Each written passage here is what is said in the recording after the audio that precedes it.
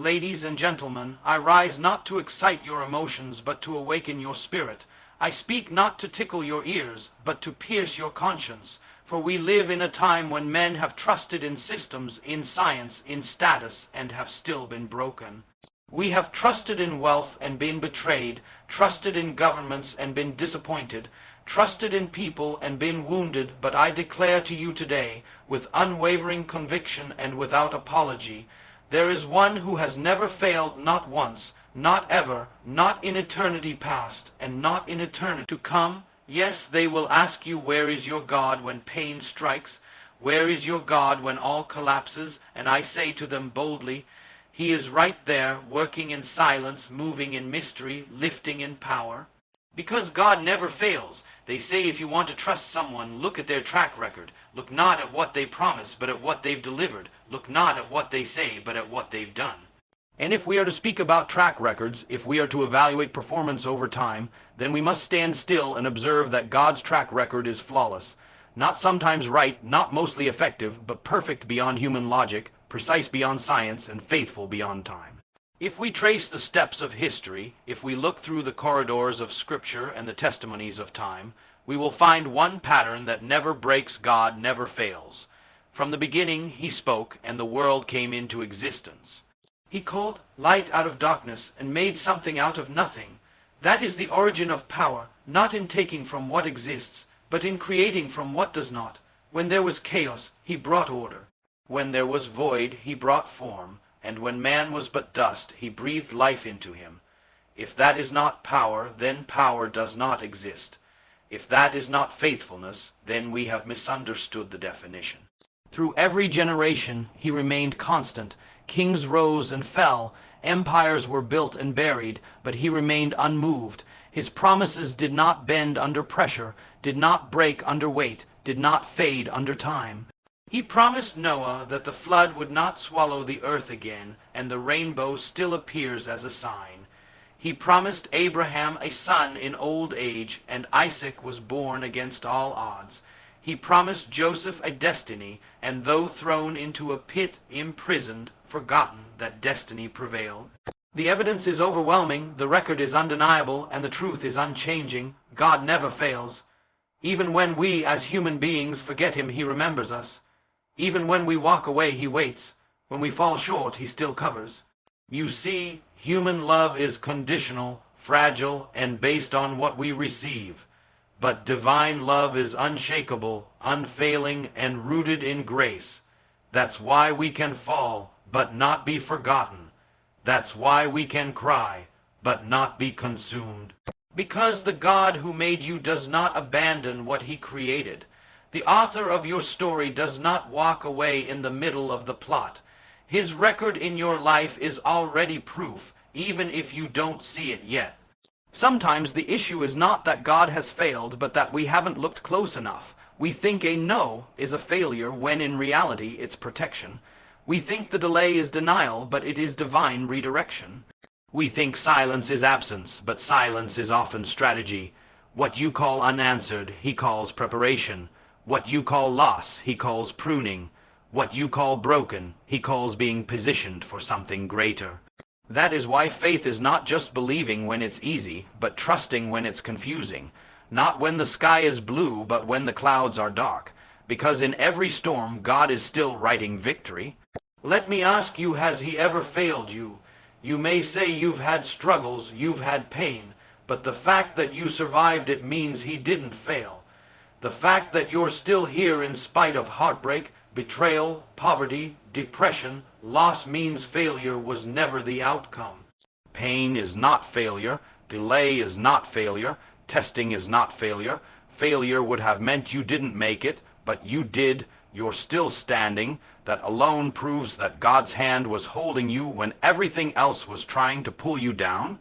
And when we forget to thank Him, He still gives. When we stop praying, He still protects. When we get tired of waiting, He's still working behind the scenes. He doesn't operate on our deadlines. He doesn't respond to our tantrums. He is not shaken by our doubts. He is God sovereign, eternal, and unbothered by impossibility. That's why we can say boldly that He has never failed, He does not fail, and He will not fail. So I urge you today, before you give up, remember his record. Before you throw in the towel, recall how far you've come. The same God who got you through that dark season, who lifted you from the pit, who comforted you when no one else could, that same God is not done yet. If he did it before, he'll do it again, because his nature does not change, his love does not run out, and his power does not weaken. They say life is a journey of mountains and valleys, of victories and defeats, of clarity and confusion. And in this journey, there are moments when the road ahead is covered in fog, when the doors we hoped would open remain shut, and when the voices around us speak louder than the whispers of our faith. It is in those very moments that we must come back to the unshakable truth that when everything else seems uncertain, God's promises remain certain. It is not our feelings that sustain us. It is not our logic that guides us. It is the Word of God, tried, tested, and undefeated. Look around you. The world is filled with temporary guarantees. Political leaders rise with promises they cannot fulfill. Corporations make claims they cannot back. People speak words they do not mean. But when God speaks, his word does not return empty. It accomplishes what it was sent to do. The problem is not that God does not promise. The problem is that we give up before the promise matures. We abandon the seed before it becomes a tree. We walk away in the waiting season and then blame heaven for not moving fast enough. But I tell you, delay is not the same as denial. Divine promises are delivered in divine time, and if he said it, he will do it.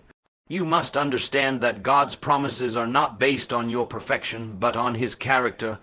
He did not promise based on your strength, but on his sovereignty.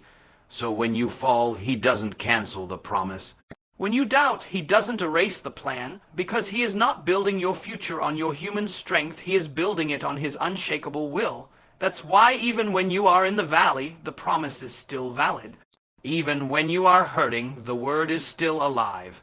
Even when life has punched you in the chest and you're out of breath, the promise is still breathing. The question is, can you hold on when you don't see the results yet?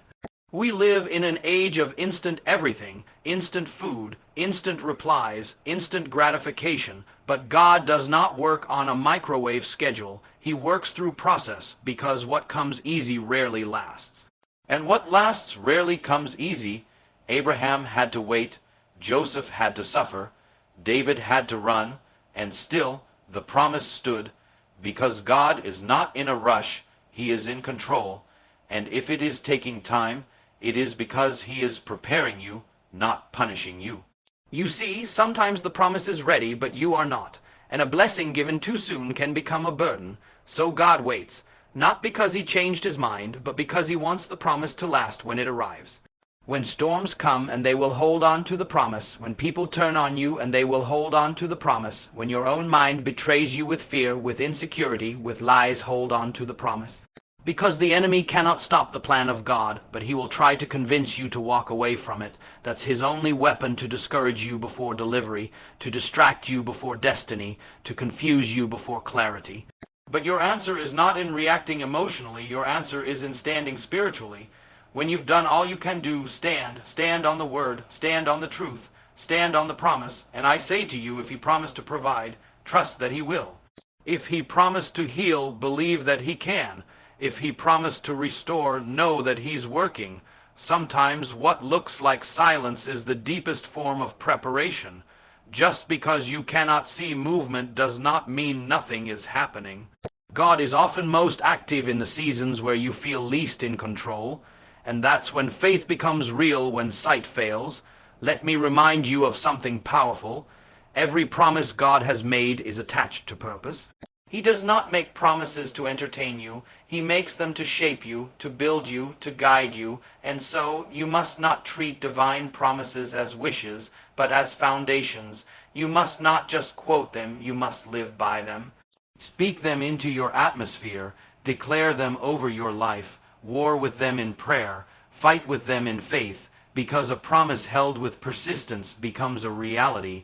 And when the moment comes, when the breakthrough arrives, you will not say, I figured it out. You will say, God kept his word. We live in a time where fear has been disguised as wisdom, where doubt is dressed in logic, and where playing it safe is called being responsible. But I say this with the fire of truth: if you are going to walk in the fullness of God's plan for your life, you cannot operate in fear. You cannot make decisions based on what scares you. You cannot look at the size of the storm and forget the power of the God who walks on water. Fear is a thief. It steals vision, it cripples purpose, it delays destiny. And if you tolerate fear, it will dominate your thoughts, your prayers, your relationships, and your future. But if you confront fear, if you expose it with the light of faith, it begins to die. Because fear and faith cannot share the same heart, one must bow. When God gives you an assignment, it will always be bigger than your comfort zone. It will always require you to let go of the shore and step out onto the waters. And the natural man will always say, what if it fails? But the spirit man must rise and respond, what if it works? This is not the season for playing small. This is not the moment for shrinking in insecurity. This is not the hour to negotiate with doubt. You must walk in bold faith, because bold faith moves heaven while timid hearts remain stuck. And let me tell you something, God is not attracted to comfort. He is attracted to courage. He shows up in fire. He stands in lions' dens. He speaks in storms. He responds to radical obedience. Every great move of God in Scripture came when someone silenced fear and walked by faith. When Moses stood before the Red Sea, it wasn't confidence in himself, it was trust in the one who called him. When Joshua marched around Jericho, it wasn't because the strategy made sense, it was because faith made obedience louder than logic. When Peter stepped out of the boat, it was not because the waves were calm, it was because the voice of Jesus overpowered the sound of the wind. And when you look at your own life, the greatest shifts, the biggest breakthroughs, the moments that transformed everything, they happened when you stepped in faith, not when you waited for guarantees. But understand, this faith is not the absence of fear. Faith is moving forward in spite of fear. Faith is standing up when everything says sit down. Faith is speaking up when the world tells you to be quiet. Faith is sowing seeds when the ground looks dry. Faith is dancing when there is no music. Faith is raising your hands in worship while tears fall from your eyes. Faith is not loud noise. Faith is a deep decision, a refusal to let fear have the final say. Because when you trust God more than you fear failure, you enter into supernatural territory. The enemy knows he cannot stop what God has spoken, so he will try to make you afraid of the process.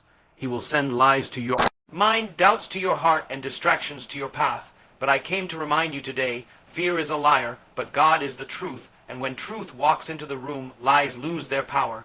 You were not created to live timid. You were not born to walk in confusion. You were made in the image of Most High, filled with divine purpose, assigned with eternal destiny, and marked by heavenly authority. Why then should you tremble before men? Why then should you shake in the presence of opinions? Why then should you retreat when you are called to rise? There is power when you walk in faith. Doors open that logic said would stay shut. Chains break that therapy said would take years. Generational curses end where you stand. Fear may roar, but it cannot bite unless you let it. Fear may scream, but it cannot stop purpose unless you listen to it. And faith, though quiet, has the power to shift everything. Faith is a seed that grows into mountains moved. Faith is the breath behind miracles. Faith is the echo of heaven in the silence of earth. When we speak about trusting God completely, we must understand that trust is not something you claim with your lips alone. Trust is proven in pressure. Trust is revealed in the fire. Trust is tested in the wilderness. It is easy to say, I trust God, when the bank account is full, when the plan makes sense, when the doors are open. But true trust begins where understanding ends. True trust is forged in moments when nothing around you makes sense. When every logical option is exhausted, when you stand in the middle of uncertainty and still say, even now God is with me, even now His plan is perfect, even now I will not fear. You see, God is not interested in partial obedience. He is not honored by conditional trust. He is not moved by convenience. He is moved by faith that remains anchored when the winds of life are violent and the waves are relentless. God is looking for those who trust Him when the job offer falls through, when the relationship breaks down, when the dream seems delayed, because that kind of trust is what opens the door to Supernatural peace, that kind of trust, brings clarity in confusion, strength in weakness, power in waiting. When you trust God completely, you remove the burden of trying to figure everything out, and you allow God to be God. Too often, we want God to show us the full map. Before we take the first step, we say, Lord, just tell me how it all ends, then I'll obey. But that is not trust, that is control. And God does not bless control, He blesses surrender. God does not reward anxiety, He responds to faith. Trust means you walk when you don't see the whole path. Trust means you plant even when you don't see the rain. Trust means you obey even when it feels risky. Trust means you let go of your logic so you can grab hold of His promise. Look at Abraham. God told him to leave everything familiar and go to a land he didn't even name yet. And he went not because it made sense, but because he trusted God. Look at Joseph, sold into slavery, betrayed, falsely accused, and imprisoned, but he trusted that God was still with him. And in the end he saw the reason for every pain, every trial, every moment of darkness. It all led to purpose. When you trust God completely, even your suffering becomes sacred, even your trials become training, even your delay becomes preparation, because God wastes nothing. But let us be clear, complete trust is not passive. Trust does not mean you sit and do nothing. It means you do everything God told you to do and leave the results in His hands. Trust means you move in obedience even when the outcome is unknown. It means you worship before the battle is won. It means you praise before the breakthrough arrives. It means you thank God in advance because you know who He is and you know He is faithful. Trust is active. It is bold, it is resilient, it refuses to be shaken by circumstances. And when the enemy comes whispering that God has forgotten you, when your heart is tempted to believe the lie that God is late, you must remember this: God has never lost a battle. God has never failed His word. God has never turned away a heart that trusts Him. He is a God who finishes what He starts, and He is not intimidated by your storm. He is not confused by your chaos. He is not surprised by your delay. He is already working behind the scenes, already shifting things in your favor, already preparing the blessing He promised, because God's silence is not His absence, and His delay is not His denial.